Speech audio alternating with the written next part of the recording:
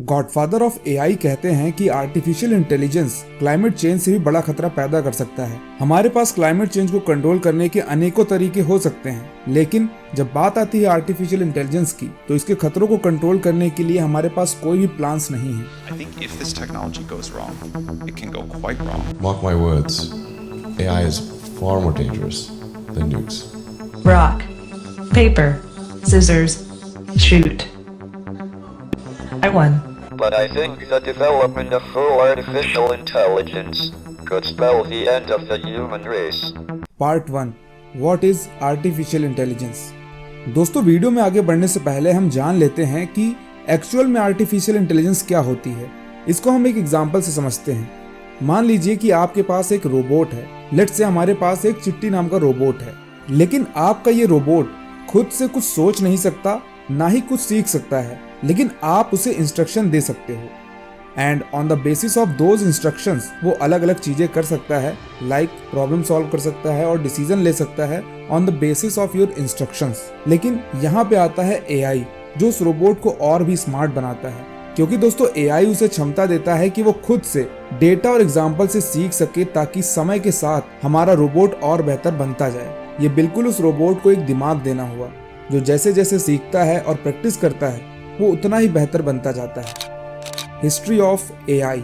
दोस्तों, artificial intelligence कोई एक नया शब्द नहीं है, बल्कि ये टेक्नोलॉजी हमारे और आपकी सोच से कई साल पुरानी है। जी हाँ, in the first half of 20th century कुछ फिलोसोफर्स ने ये सोचा कि आखिर ह्यूमन सोचते कैसे हैं, और उन्हें ये विश्वास था कि थिंकिंग सिंबल्स और कैलकुलेशन से भी की जा सकती है, kind of like how machine follows instructions. जिससे हुआ ये कि 20th सेंचुरी के मिड में लोग ऐसी मशीन के बारे में सोचना स्टार्ट कर दिए जो खुद से एक ह्यूमन की तरह सोच सके। और फिर साल 1956 यानी ईयर 1956 में डार्टमouth कॉलेज की एक वर्कशॉप में जन्म हुआ इस शब्द का, यानी आर्टिफिशियल इंटेलिजेंस। अर्ली ईयर्स में रिसर्चर्स बहुत एक्साइटेड थे, उनमें बहुत सी उम्मीदें थी, बट टेक्नोलॉजी की लिमिटेशंस के कारण प्रोग्रेस बेहद स्लो थी। एंड उसके बाद 1960s और 1970s में ऐसा टाइम आया जिसमें रिसर्चर्स को कई चैलेंजेस फेस करने पड़े। लोगों का एआई की तरफ इंटरेस्ट कम हो रहा था और उधर एआई प्रोजेक्ट्स की फंडिंग भी रिड्यूस कर दी गई। इस पर्टिकुलर पीरियड ऑफ टाइम को कहा गया एआई विंटर। हालांकि 1980s और 1990s में एआई को एक बार फिर से रिवाइवल मिला और अब तक हमारे सिस्टम्स भी एडवांस होते जा रहे थे, और न्यूरल नेटवर्क्स की एडवांसमेंट के साथ एआई में लोगों का एक्साइटमेंट और फंडिंग दोनों ही बढ़ने लगे। एंड अब धीरे धीरे एआई का यूज फाइनेंस, हेल्थ केयर और एंटरटेनमेंट में होने लगा था। लगभग 2010 के आसपास डीप लर्निंग के एडवांसमेंट के साथ एक नया तरीका आया जिससे कंप्यूटर को बड़ा डेटा प्रोसेस करने और कमाल के काम करने की क्षमता मिली, जैसे कि इमेजेस को पहचानना या फिर आवाज को पहचानना। आज के समय में हार्डवेयर और एल्गोरिदम्स की इंप्रूवमेंट की मदद से एआई हमारे जीवन का इम्पोर्टेंट हिस्सा बन चुका है। ये हमारे फोन्स में है, कार्स में है, डॉक्टर्स को बीमारियों को पहचानने में मदद करता है। दोस्तों, एआई की कहानी में उतार चढ़ाव के समय आए हैं, लेकिन इसका भविष्य अनंत संभावनाओं से भरा है। और 30 नवंबर 2022 में चैट जीपीटी के लॉन्च के बाद एआई का जो क्रेज पीक पर पहुंचा है वो सबने देखा था, और इस अकेले टूल ने हमारे बहुत से काम आसान कर दिए। फॉर एग्जाम्पल, इस वीडियो को स्क्रिप्ट लिखने में मैंने खुद चैट जीपीटी का यूज किया है। Part 3, dangers of AI. पहले हम लोगों को लगता था कि एआई कभी भी क्रिएटिव काम नहीं कर पाएगा। आज वो दिन आ गया है कि आप एक क्लिक में वीएफएक्स क्रिएट कर सकते हो, एक क्लिक में वॉइस क्लोन कर सकते हो, मतलब कि किसी की आवाज को आप कॉपी कर सकते हो केवल टेक्स्ट लिख करके। फॉर एग्जाम्पल, आप मेरी क्लोन्ड आवाज सुनिए।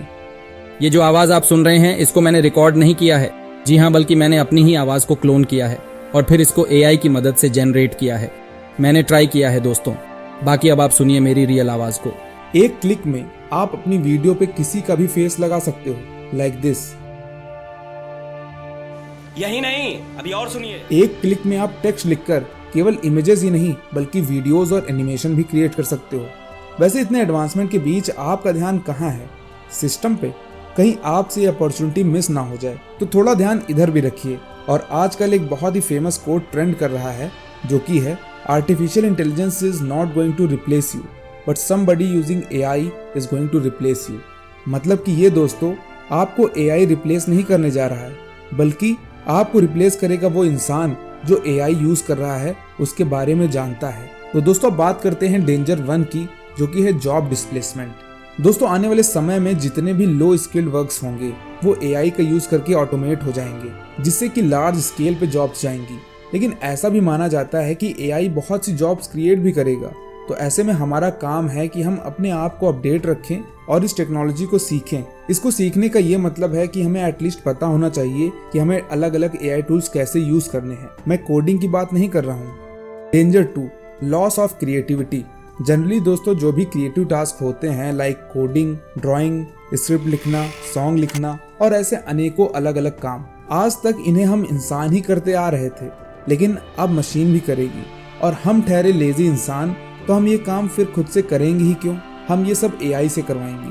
और ऐसा करने से होगा ये कि धीरे धीरे हमारी क्रिएटिविटी कम होने का खतरा बढ़ता जाएगा और इवेंचुअली हम एआई सिस्टम्स पे इतना डिपेंड हो जाएंगे कि we may loss our creativity. Danger 3, AI arm race. जिस तरह से एटॉमिक बॉम्ब के इन्वेंशन के बाद दुनिया भर के देश एटॉमिक बॉम्ब्स बनाने लगे थे, तो आपको क्या लगता है एआई का यूज वेपन्स को एडवांस करने में या फिर नए वेपन्स बनाने में नहीं किया जाएगा? वैसे मुझे तो लगता है कि एआई का यूज इन सभी कामों में स्टार्ट भी हो गया होगा। Danger 4, loss of control.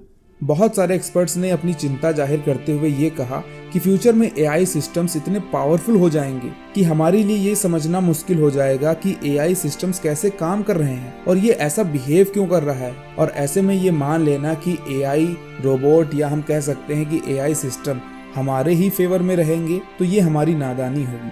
अभी हम इंसान एआई से ज्यादा बुद्धिमान हैं, तो उसके गले में हमारा पट्टा है और हम एआई को अभी तक कंट्रोल कर पा रहे हैं। लेकिन जब एआई हमारे कंट्रोल में नहीं होगा तो क्या हम अपने ऑर्डर्स उसको दे पाएंगे? वैसे आपको क्या लगता है? Let me know in the comments. वैसे तो हम एआई पे अपना कंट्रोल बहुत सी वेज में खो सकते हैं, लेकिन चलिए क्विकली डिस्कस करते हैं 2 तरीकों को। फर्स्ट वे ये है कि एआई इतना कॉम्प्लेक्स हो जाए कि हम उसे समझ ही ना पाए कि एआई कैसे काम करने लग रहा है। इस प्रॉब्लम को हम कहेंगे black box problem. And second way is that कि कोई एआई सिस्टम को ही हैक कर ले और उसको अपने हिसाब से मैनिपुलेट कर दे और फिर उससे अनएथिकल काम करवाए। बेसिकली दोस्तों अपना कंट्रोल लॉस करने के दूसरे और भी कई तरीके हो सकते हैं। अगर आपके दिमाग में कोई तरीका आ रहा है तो कमेंट करके जरूर बताइएगा। Danger 5, miss information and manipulation. दोस्तों हाल ही में हमने रेसलर प्रोटेस्ट के दौरान रेसलर की ये स्माइलिंग इमेज देखी थी और बाद में हमें पता चला कि ये फोटो फेक है। इसे एक ऐप का यूज करके मैनिपुलेट किया गया था और लाखों लोगों ने इस फेक फोटो पे भरोसा भी कर लिया था। और यहीं पे दोस्तों आती है डीप फेक जैसी टेक्नोलॉजी, जिसका यूज करके फॉल्स इन्फॉर्मेशन फैलाना, पब्लिक ओपिनियन को मैनिपुलेट करना आज के समय में कितना आसान हो गया है। और जैसा कि हमें पता है कि हमारे देश में 2024 में इलेक्शंस भी हैं, तो आपको क्या लगता है लोग इस टेक्नोलॉजी का यूज करेंगे या नहीं? कमेंट करके जरूर बताइएगा। और ऐसे में हमारा कर्तव्य ये बनता है कि हम एआई को लेकर के जागरूक हों और इसके बारे में अवेयर रहें। और इसी तरफ लोगों को एजुकेट करने के लिए आप अपना पहला कदम उठा सकते हो इस वीडियो को अपने फ्रेंड्स और फैमिली में शेयर करके। वैसे दोस्तों क्या आप ह्यूमन इवोल्यूशन के बारे में जानते हो कि हम आखिर बंदर से इंसान कैसे बन गए? अगर नहीं तो लेफ्ट वाली वीडियो पर जरूर क्लिक करिए। एंड ये वीडियो इन्फॉर्मेटिव लगा हो तो लाइक करें, कमेंट करें एंड चैनल को जरूर सब्सक्राइब करें। Be the part of my journey. Thank you so much for watching.